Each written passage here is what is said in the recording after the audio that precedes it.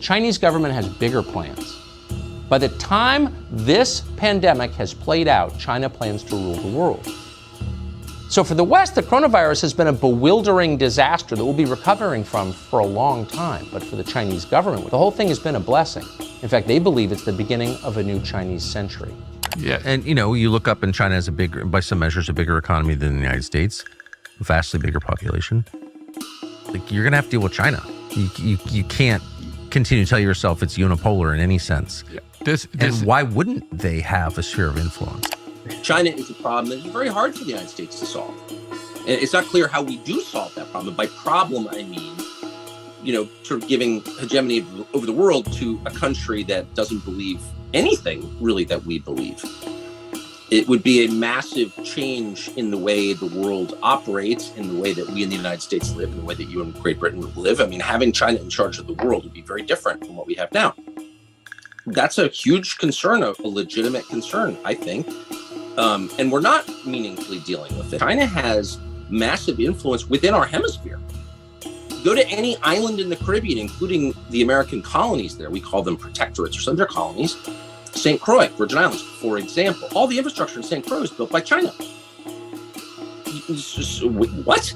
Why would China be building the airport and the roads in St. Croix? And why are they doing the same in Jamaica and Haiti and virtually every population center in the Caribbean? Also true in South America. Again, this is our hemisphere. Be real. A big power wants to control, hopefully in a non-brutal, enlightened way, but they want some influence over their neighbors. We can no longer be the sole author of terms, of commerce, of anything. We have to share power. With China. Of course. Their view is they should be number one in the world.